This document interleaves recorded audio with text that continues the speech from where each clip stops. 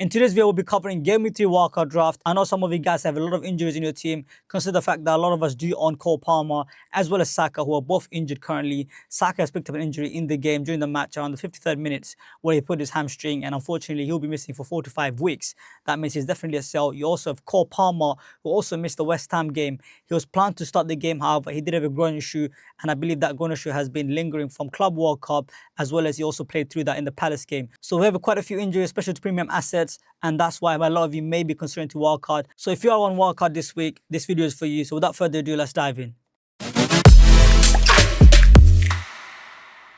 So to start with, we're going to start with sales in goal. Yes, I do own him in my actual draft, and I still have him on the wildcard draft due to the fact that he has 2 promoted teams in the first. So from Game Week 3 to Game Week 6, he does play Burnley as well as Sunderland, and he has West Ham in Game Week 3. So he does look to be the standard option, even on wildcard in Game Week 3. I would not blame you if you were to maybe go a different way, maybe with a 4.5 million goalkeeper, but there's not many standouts. Potentially Kelleher, if you want to save a bit of money, if you couldn't fund this draft that I'm about to show, which is a Salah and Haaland draft, by the way, spoiler alert.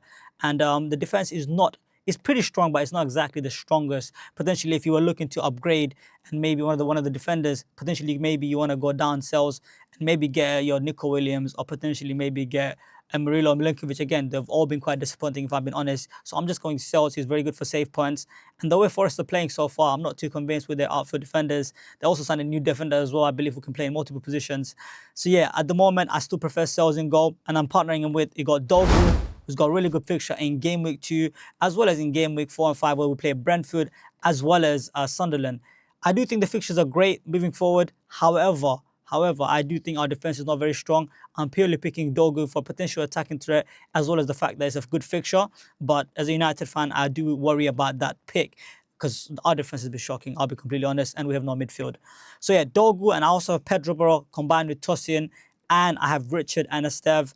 I think Tosin is a very good value at 4.5 million, getting a Chelsea defender. I mean, the cheapest defender you can get from Chelsea, to be honest. I think is an absolute bargain. Consider the fact that now Colwell's injured, and Mershka has said that he does prefer his left-footed centre-backs. So I do think that Tosin is a good differential slash a budget enabler, especially if you're trying to afford Salah and Haaland and get that Chelsea defense. I think it's a no-brainer. And Pedro Porro, what more can you say about Pedro Porro? The guy is extremely attacking. They still haven't signed a number 10, a Maddison replacement. I believe Sarr is playing there, and Pedro Porro still has a lot of the set pieces, and the fact that he's really attacking on that right wing, combined with Kudus, I do think he could do really well. And I think on the wildcard is a no-brainer, considering the fact that Spurs have really good fixtures as well. And Richard, he also has good fixtures. You can rotate Richard with Tosin, and Richard is good for Defcon as well. I know he hasn't got Defcon yet. Ideally, maybe I want Lacroix instead of Richard, but I'm struggling for funds, as you guys can see, because I am going with Salah and Haaland draft. So the defense looks pretty good, I'll be honest, with Dogu, Pedro Porro, Tosin, Richard, and Esteve. Esteve is just an enabler, just to enable me to basically afford this draft.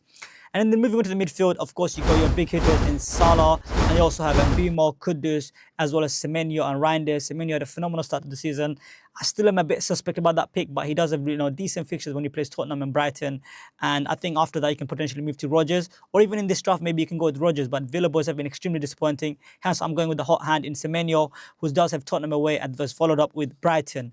And Mbeumo, again, I'm playing the fixtures with United. There's slim pickings between Mbeumo and Cunha. I know the community is quite hot on Cunha now. I think he'd pass the eye test. But as an FPL asset, I'm not necessarily convinced he's the pick. I mean, it's slim pickings, don't get me wrong. I just give a slight edge to Mbeumo due to the fact that he does have the set pieces from the right side. And if he doesn't get a attacking return from open play, again, who has a really good open play threat, by the way, I do think potentially he can get an assist from a set piece, and we are a good set piece team. And Mbeumo, just overall, we know what he can do, right? Even from open play. Like, I just think set piece is just a bonus, but I've made this analogy on X already, is that I think it's a conflict between Mbeumo and Cunha. I know Bruno Fernandes is there, but he cost another extra million. If you think that's worth it for getting pens and potential Defcon, maybe go ahead. But again, I just think he's playing too deep for my liking. He's playing DM most of the games as well as CDM. I'm not sure if I want to spend 9 million for an asset who has very limited open play threat, although he's good for Defcon and pens. And by the way, he did miss a pen versus Fulham, which means potentially maybe either Mbeumo or Cunha might pick them up. And Mbeumo is quite experienced at taking pens in the Premier League anyways, and he does have a decent record.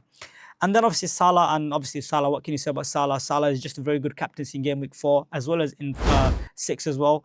In 6 he got Haaland, but in 5 when he plays Everton, he's also a good captain. So I just think Salah, Haaland captaincy rotates really well up into even Game Week 9 or even 10. So I think the reason why I'm going to Salah Haaland draft is due to the fact that there is no Palmer at the moment as well as Saka. So you're lacking those premiums and that money. Where does that money go? I'm just putting it into Salah and Haaland, who I'll be captaining week in, week out. And that's what I'd probably recommend if I was on Wildcard this week. And yeah, I think Salah is just him. Although there's Gakpo and Ekitike, who are really good options, by the way. But this Isak rumors are still lingering. He still wants to move to the Liverpool, and we don't know if they'll sign a backup winger for Gakpo. There's a lot of unknown. Although they've been playing really well, I would love to pick them a Wildcard. I just want to go with the assurance of like Mo Salah, who we know, even when he has a stinker, he can pull off an assist. As you guys saw, he pulled off an assist in the last minute of the game in extra time. Who else is going to get those minutes? It's not going to be a Ekitike, it's not going to be Gakpo. So I just think Salah from Liverpool, one of the best attacks in the league, I think you just got to have him for captaincy at least. That will give you that, assurance. And maybe you can get upside from your differentials, i.e. your Semenyos, the Ward, or maybe potentially even go for a Wood, for example, who I do have in this draft. In my forward line, I have Chris Wood as well as Haaland, as you guys can see. I just think Chris Wood has really good fixtures, and the fact that I didn't start with him, I did regret it. I think he's a really good option, considering the fact that he plays West Ham in game week 3, as well as the fact they play Sunderland and Burnley, followed up in 5 and 6. I do like his fixtures. The only tricky thing about him is the fact that he does play Arsenal in game week 4. But again, you can't have perfect fixtures every single week. But I do think he's a really good option on Wildcard, and I would definitely consider him, to be honest with you. Like, West Ham has been conceding goals to strikers for fun. Strand Larsen scored 2 goals in the EFL Cup in coming on in the last 10 minutes. So West Ham are conceding goals for fun. Bowen is fighting with the fans, so they're all over the place. Potter might be getting the sack soon as well. So I do like that option up front, combined with Haaland. All know Haaland. I mean, City, the best attacker you can get from City is Erling Haaland. And obviously, I've combined him with Reinders as well, who's an enabler. That gives me enough money to be able to afford this draft. Overall, the draft does look good. I mean, the midfield looks quite strong as well. You got Kudus, Spurs, the phenomenal fixtures. And it does seem like that's their somewhat talisman, although he's not on pens. He does have some set pieces as well.